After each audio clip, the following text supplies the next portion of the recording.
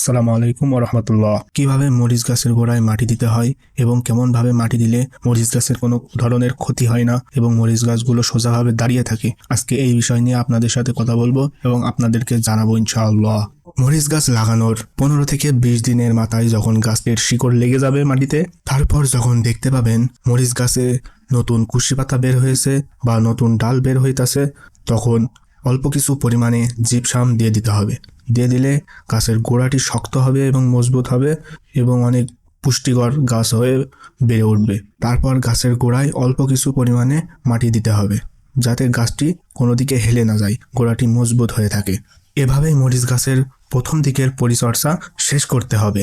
এরপর আমার জমির পাশ থেকে দেখতে পাচ্ছেন কিছু কলা গাছ রয়েছে। কলা গাছগুলির খান্তি বা মোচা বের হয়েছে এবং ওই পাশে কিছু কলা গাছ কেটে ফেলা হয়েছে।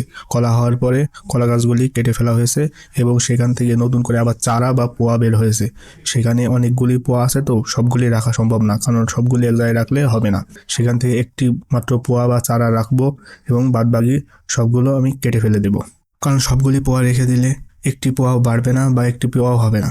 এই জন্য এইভাবে সবগুলি পোয়া কেটে ফেলে দিতেছি এবং যেটি বড় এবং সুস্থ এবং ভালো মনে হবে সেই পোয়াটি আমি রেখে দিব।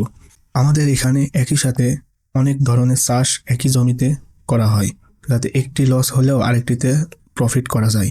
এই কারণে আমাদের এদিকে একসাথে অনেক ধরনের চাষ করা হয়।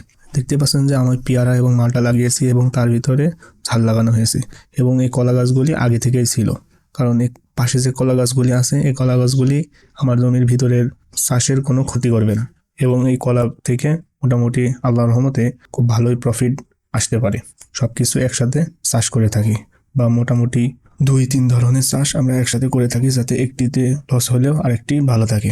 আজকের ভিডিওটা এই পর্যন্তই।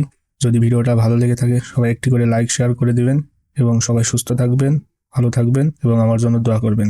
আসসালামু আলাইকুম ওয়া রাহমাতুল্লাহ। আল্লাহ হাফিজ।